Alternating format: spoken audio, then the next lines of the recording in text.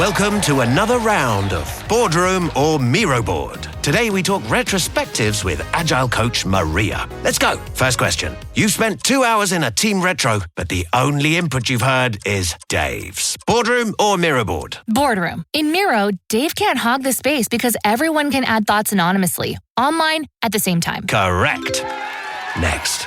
You need the team to act on feedback fast, so you turn all those retro notes into Jira tasks instantly. Miro all the way. And I can assign those tasks to teammates. You're nailing this. Now, you see hundreds of sticky notes from the retro. A real mess. But you organize them into 5 themes in just seconds. Miro, I basically get back an entire hour when I use its AI tools for clustering. And she's done it. Join over 60 million people running actually enjoyable and actionable retros in Miro. Get your first 3 boards free at Miro.com. That's MIRO.com.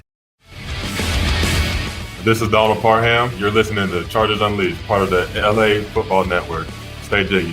Hey, this is Chris Rupp II, Chargers outside linebacker, and make sure you check out Chargers Unleashed. Shout out to Chargers Unleashed, Sebastian Joseph Day, you know the vibes, we outside. You checking in with Mike Williams from the LA Chargers, and you're tuning in to Chargers Unleashed. You're listening to the Chargers Unleashed podcast with your host, Dan Wolkenstein and Jake Hefner.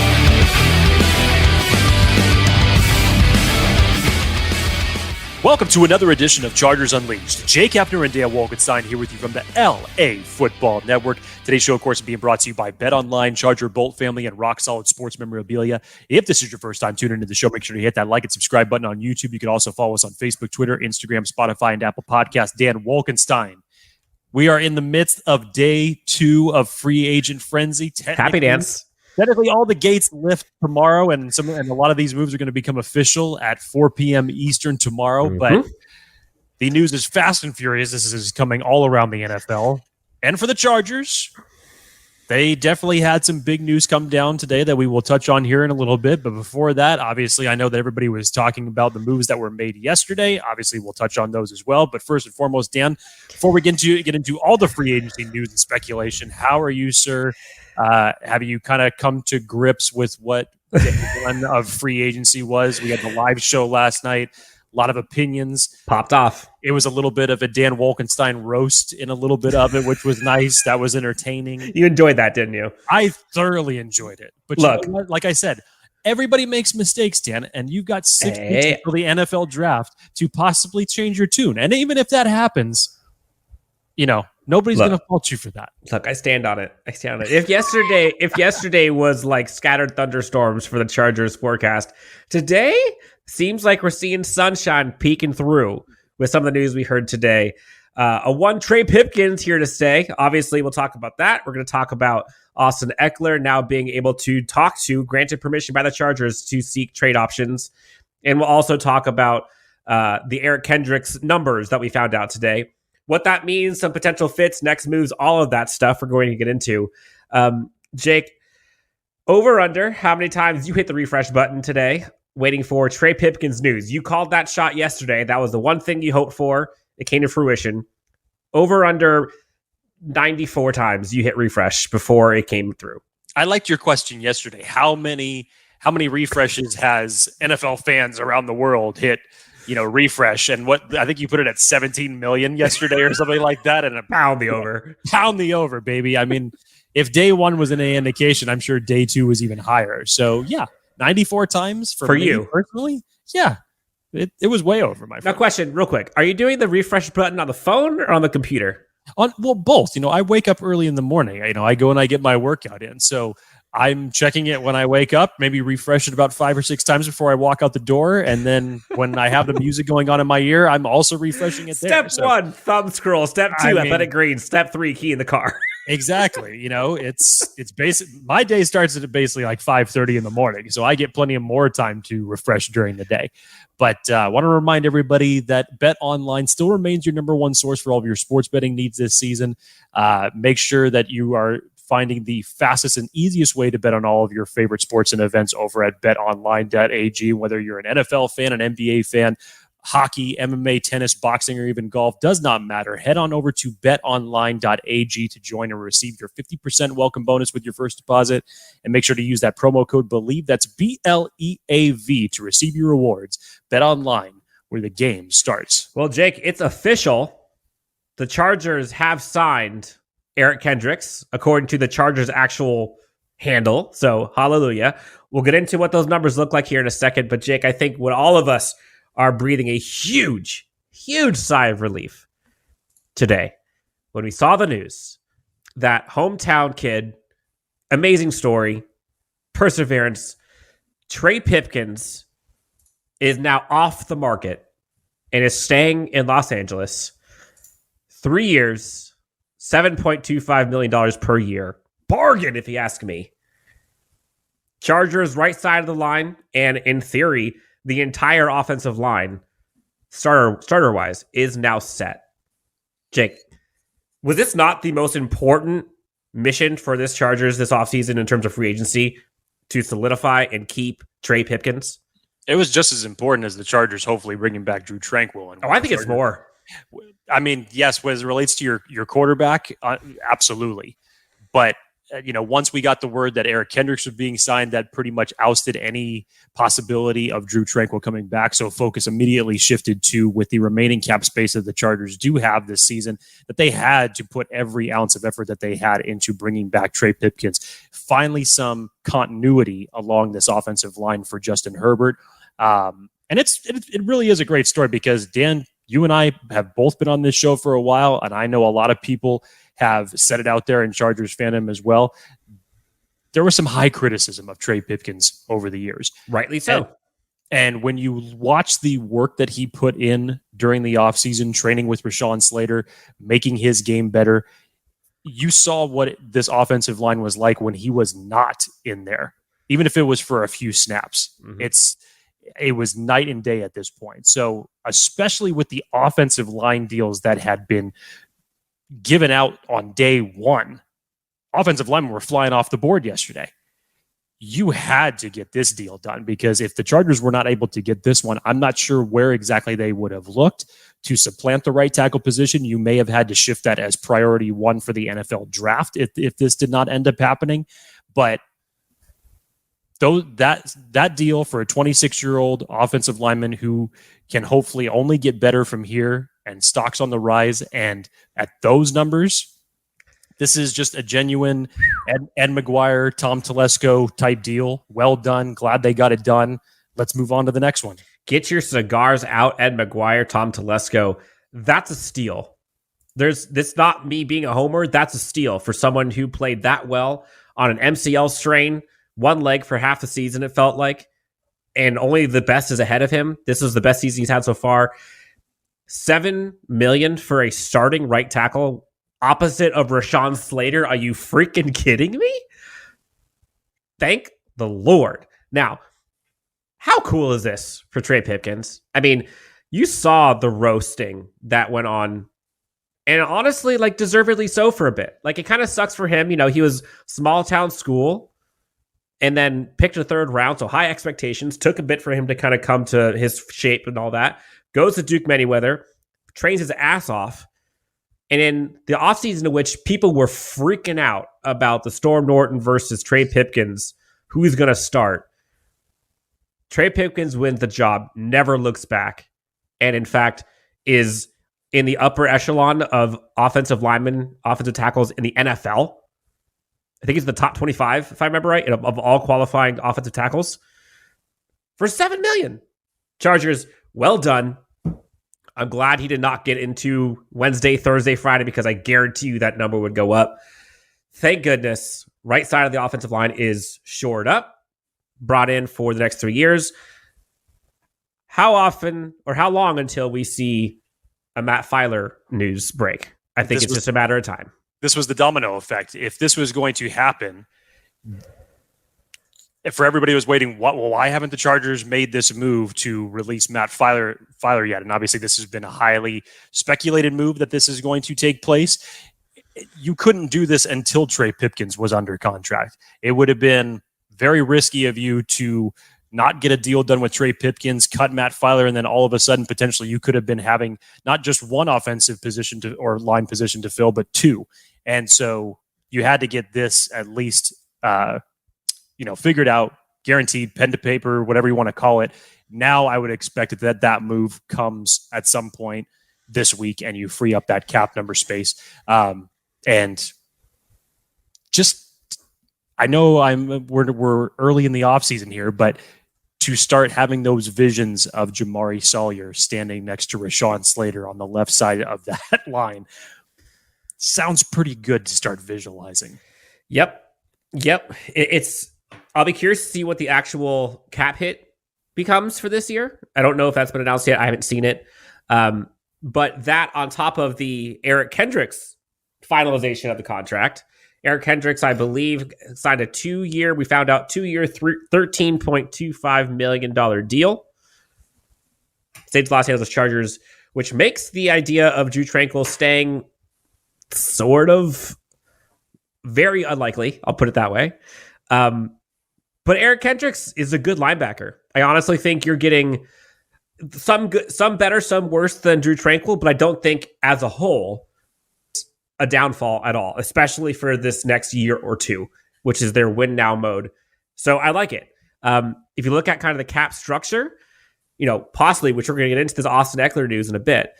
So far, I think I saw rumors of it maybe being around a $4 million cap hit for Eric Kendricks. So that's what Popper was speculating, that it would be between that $4 and $5 million number as far as this year's cap hit goes. But we'll see. We still haven't seen those official numbers hit yet. Well, let's just go with that. So let's say roughly $19 million in cap space minus, let's say, 4 for that. So you got $15 million. Add whatever 6 or 7 for Filer. That's back up to 20 or so. And then potentially you add something for Austin Ekeler, which he's a $6.5 million cap hit. That's about 26.5. I mean, Dustin Hopkins, that gets you up to about 30. I mean, you're cooking with something. So it's not bad. The Chargers, the way they restructured this 2 weeks ago to today is insane to me, how different the outlook looks. Now, look, does the cap situation look bad next year? Sure. Don't care. We're not there right now. So Eric Kendricks stays in LA, comes back, former UCLA kid, comes home to LA. Trey Pipkins stays home. And then, Jake, we got news about Austin Ekeler. How do you feel? Austin Ekeler was given permission by the Chargers to seek trade partners. It's pretty quick, wasn't it? Pretty quick after the request from yesterday that he was given permission for it. Look, we spoke about it on last night's episode. It's bittersweet. It really is. Would I love to see Austin Ekeler finish his career with the Chargers? Absolutely. As far as a homegrown talent, self-made man, where he has come from as an undrafted free agent, what he's done over the last 2 years, it's thievery for the fact that you've gotten that type of production and under the contract numbers that Austin Ekeler is currently at. When you start looking at what his numbers are compared to the guys that are above him, Tony Pollard gets paid $4 million more than Ekeler does right now. Now, that's a little bit of a puzzler. But at the same time, if the Chargers were able to sign him to a long-term deal... Is that with the franchise tag? Tony Pollard? Yeah. I actually, that's a great question. I think he just got franchise tags, so he's making bank now. Okay, so... But beforehand, yes. That makes sense. Yeah, you're taking the average of the top 5 in the position in that circumstance. But guys like Derrick Henry, Ezekiel Elliott, another handful of guys. Basically, Austin Ekeler is 13th as far as his contract goes for running backs in the league. And when you look at his production being, as far as touchdown goes, only second behind Derrick Henry, again, it's thievery for the fact that the Chargers have him at just over $6 million a year. Mm-hmm. So it's not to say that the Chargers didn't try to work something. Obviously, they were in a tough position with everything else that they had to restructure, with Justin Herbert's contract looming in the background as well. You have to take that into account. And they did make attempts to try to either restructure, get a contract extension, whatever it was. And from Ekeler's standpoint, given what he's done over the past 2 years, you can't really blame him for wanting to get a bigger deal, given the fact that he is getting close to that age 30. And when it comes to running backs, usually the rough years. So you want to get paid at least one more time if you're him after the production that he's done. So yeah, it's bittersweet. It sucks. I understand the business aspect of it, and I understand Austin Ekeler's standpoint on it. I wish we could be here having a different conversation about Austin Ekeler, truthfully, but it is what it is. These are the type of unfortunate aspects that come with the business. This is not just, I don't think this is the Chargers just letting him walk out the door. This is personal. And, and this is also like, if you wanted to say it as far as contract scenarios, some people were just saying, well, screw it, pay him, anything like that. This isn't like a scenario where the Chargers let Hunter Henry walk a few years ago and what he ended up getting on the open market. I don't think anybody was thinking that the Chargers were going to be able to pay the money that he got paid by New England at that point in time. This is different. This is a player that has well outplayed his contract and has earned an opportunity to get big money. And the Chargers tried to do something about it and unfortunately just were not able to make it work. So quick grant by the Chargers as far as letting him seek a trade, seeing what can come about that. And now obviously that this is kind of put into speculation as far as, okay, where could some of the destinations be for Austin Ekeler and what could you get back? And I've seen a number of different teams such as Detroit. Philly was an option until they started making some of their running back moves earlier today. The Bengals. Commanders. Just let Samaje Perine sign with the Denver Broncos today, so they're still in the running back market. Yes, Dan, the Washington Commanders as well. The Bears. And thank you. I did not say the Bears. Thank you. That was another one. So there's probably a handful of teams, and obviously whoever takes on Austin Ekeler is going to have to sign him to a new contract. Sneaky fit the Bills, by the way. If I'm the Bills, I am making that happen because give Josh Allen him. My goodness. It's going to be interesting, Dan. And I think I know most people kind of put the ceiling at a 4th round pick. And, I get that just because if you think about the running back position where people have it, it's not at a premium in this league, but still it's for the low cap number essentially that you'd be taking on. And obviously you'd have to give him a new one, but this is not someone trying to trade Derrick Henry with the cap number that he brings to the table on top of it. It's a completely different situation. So you might be able to get a little bit higher in draft compensation or whatever the deal ends up being with whoever you find a trade partner for Austin Ekeler for. So a couple things I want to kind of put out there on the record.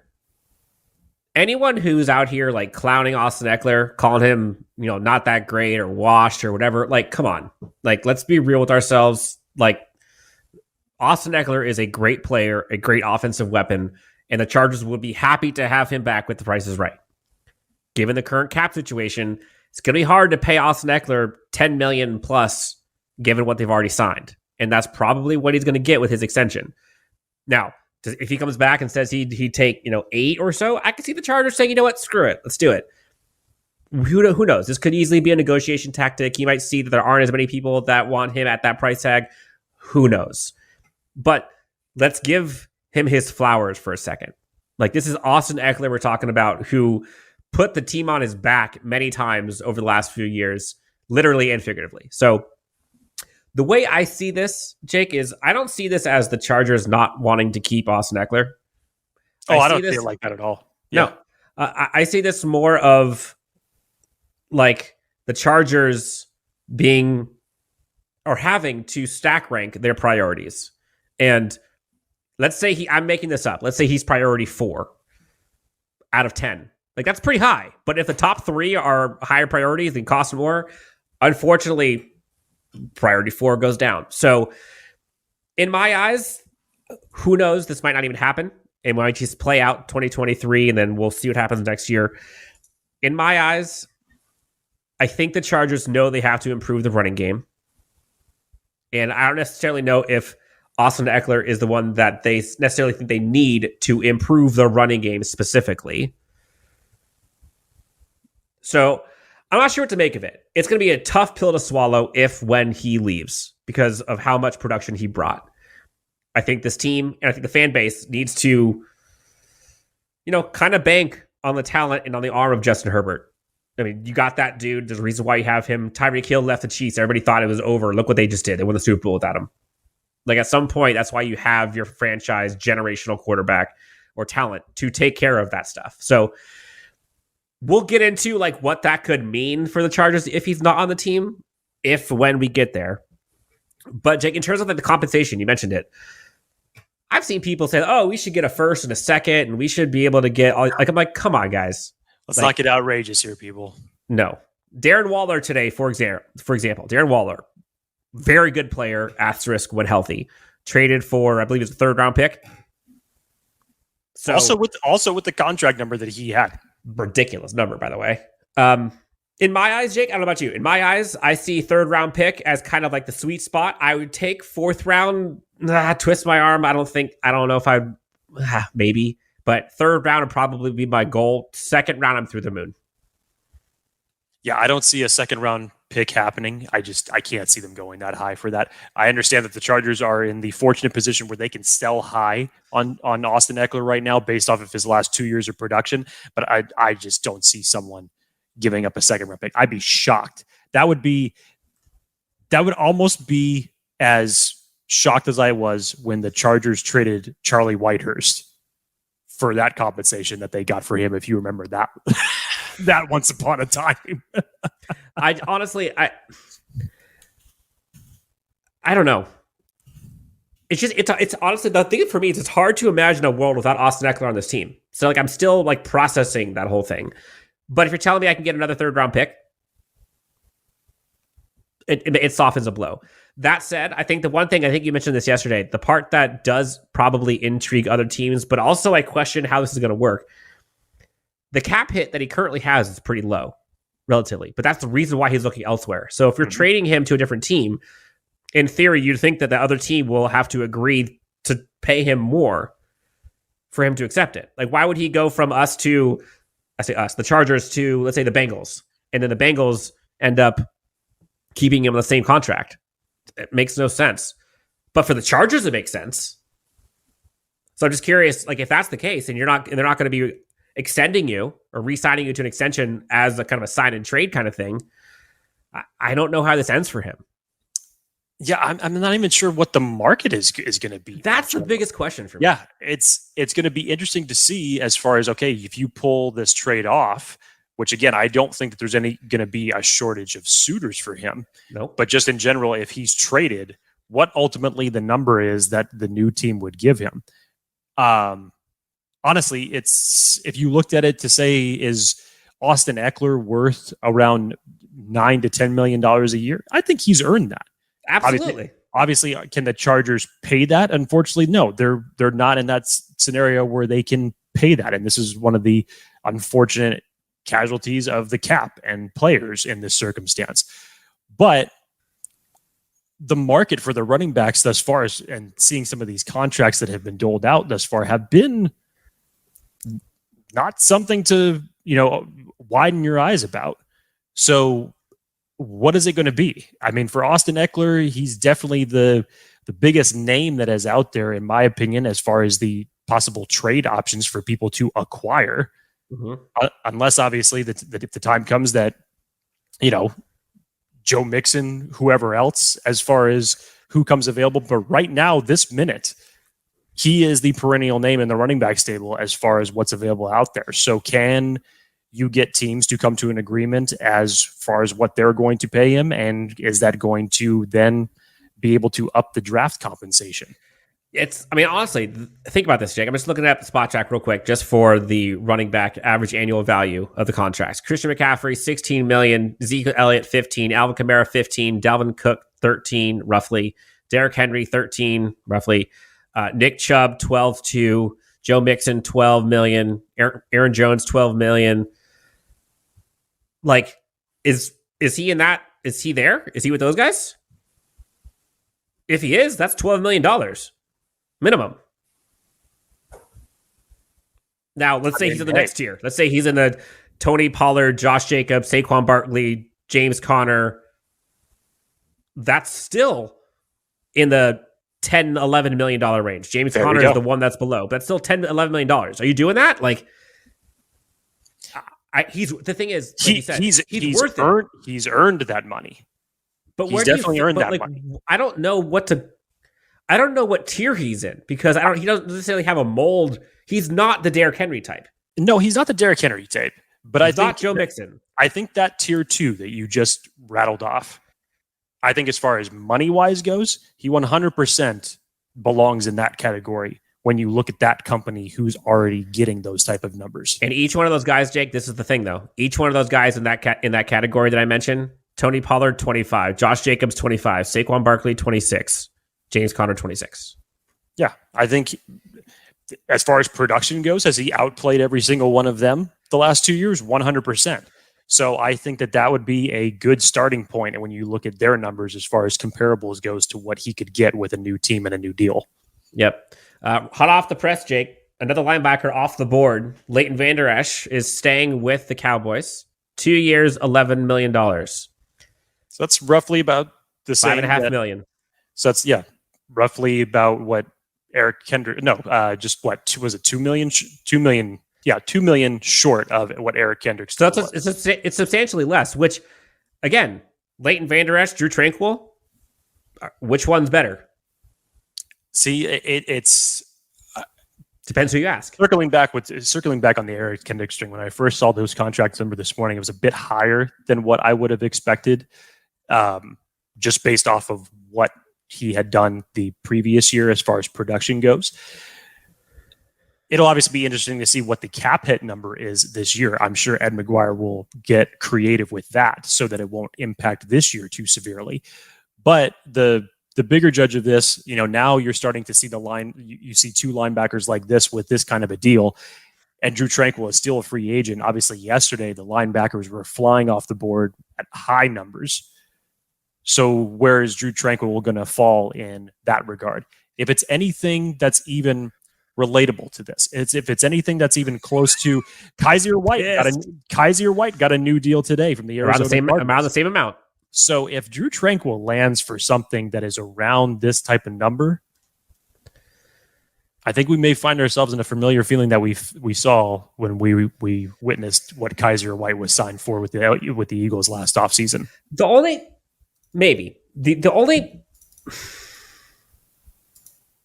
thing I'm wondering is, sure, is there still a chance they can have both linebackers, Kendricks and Tranquill? Possibly.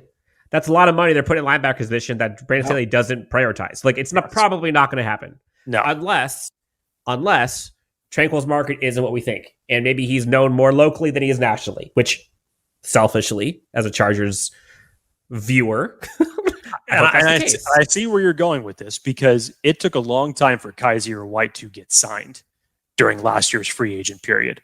Yep. So I get what wheels are turning in your brain. And what did he sign for? It was a 1-year deal. Yeah, and it wasn't much. Really pennies on the market in comparison to everything else. If he signs elsewhere for like $2 million per, folks riot. But we'll see. But it does seem like the linebacker market is sort of not as hot as we thought it was, at least in the mid-tier. Yeah, at least in the mid-tier. But we'll see. So Eric Kendricks, currently Los Angeles Charger.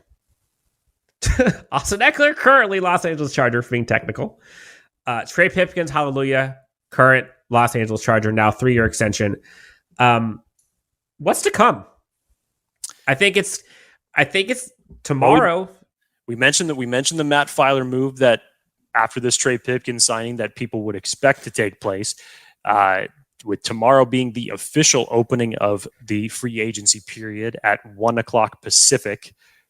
If the reports are true that the Chargers were expected to go after safety John Johnson from the Cleveland Browns, we spoke about that last night on the podcast. That would definitely fill a need at the safety position to pair with Derwin James. I haven't heard anything else as far as other teams possibly being interested in pursuing him, but I'm sure that there will be a handful. So the Chargers may have some competition that they will need to contend with in that, but obviously the familiarity with Staley. I think it's important to note, free agency actually starts tomorrow. So things can become official. So John Johnson, we talked about. There are receivers that are going off the board now that are going for a lot less than people thought they were going to be going for. So could the Chargers be in on some receivers? Dalton Schultz possibly could be coming to the Chargers. Who knows? There's a lot of possibilities. Officially, they can start doing things tomorrow. And so There's a lot of names being thrown around, possible trade candidates for the Chargers with Austin Ekeler. There's possible receivers, Mecole Hardman, we've seen people talk about for the Chargers. There's Dalton Schultz, we've just talked about. There's a bunch of running backs. Miles Sanders is now on the market. The Chargers still need to get linebackers. They probably still need to get corner/safety stuff. That's what we have the draft and free agency. Tight end, obviously a big possibility. So lots to come. I wouldn't be shocked at all if you see a couple in the secondary in the next 24 hours. Couple just personal feelings on some of those names you said. Personally, I don't think that they're going to pursue wide receiver, and I say that strictly because of the restructures that just took place with Keenan Allen and Mike Williams. And so you're not going to wrap that much money up with in between three receivers in your group. They're just not going to do that. But if they do like a 1 or 2 year, $8 million per. I mean, I can see it. Considering you're going to get rid of one next year. Maybe the best thing for them to do is if they were to wait that long, and you're talking about a deal like you had just mentioned, maybe that comes after the draft. Who knows? Just to round out their wide receiver room. As far as Dalton Schultz goes, because obviously there's been a lot of just surface level connections with him. The most obvious would being Kellen Moore familiarity at the Dallas Cowboys. From what I heard on NFL Network earlier today is that the contract numbers that Dalton Schultz is looking for are apparently going to possibly be out of the Chargers' pay range. Possibly, it would be. So if that's what he wants, there's no way. He's wanting Kelsey money, right? And I'm still of the belief that if you have Gerald Everett on this team and you go out and you draft a tight end and invest in it in a good, deep tight end draft, that is the way to go. If for some reason that Gerald Everett is not on this team, then we'll have a different conversation. Yep. Again, remember, blessed, period, yesterday. So who knows what that means? I don't think it meant anything, buddy. No. And for folks who are wondering, Dalvin Cook and Derwin James played together at Florida State. Just a retweet. I had to tell myself that. Jake had to tell me that. Because I was like, oh! But no. Jake, anything else you want to tell the good friends? I'm going to keep this one short because who knows, as soon as we record this and put it up, we're going to have another news that breaks for the Chargers. So let's go. Hurry up. Wrap it up. Yeah, let me just double check Twitter here just to see if there's like any breaking news that came before we log off, just in case. Breaking news. Defensive tackle Jerron Reed signs with the Seahawks. Nothing to do with us. Nothing. Zero. For Jake Hefner. I think we're clear. Go ahead. Yes, for Jake Hefner. You can find him at Jake T. Hefner, myself at Dan W. Sports. Again, we'll be back tomorrow going through day 3. And then Thursday, we got a friend of the show, special guest coming. Knows a thing or two about the NFL draft and the NFL. Beware, because that's about to get heated. Jake, it's been fun. Trey Pipkins, Los Angeles Chargers 3-year extension. Hallelujah. Chargers mission accomplished on the offensive line. We'll talk to you next time on Chargers Unleashed.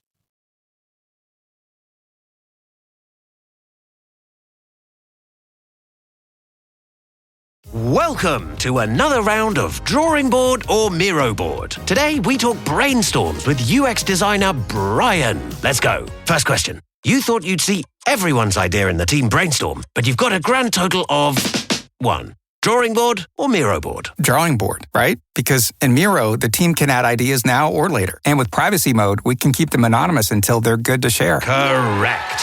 Next, you need the best way to explain your idea, but all you have is a few sticky notes. Drawing board or Miro board? Drawing board, because, in Miro, I could record videos, add text, images, links, and digital sticky notes, of course. Present my thoughts the way I want. Right again. Now, you're looking for a past idea you thought was just genius. Only you could find... Oh, there it is. Drawing board or... Miro. All our finished and unfinished work lives in one place. And he's won. Join over 60 million people getting ideas noticed in Miro brainstorms. Get your first 3 boards for free at Miro.com. That's Miro.com.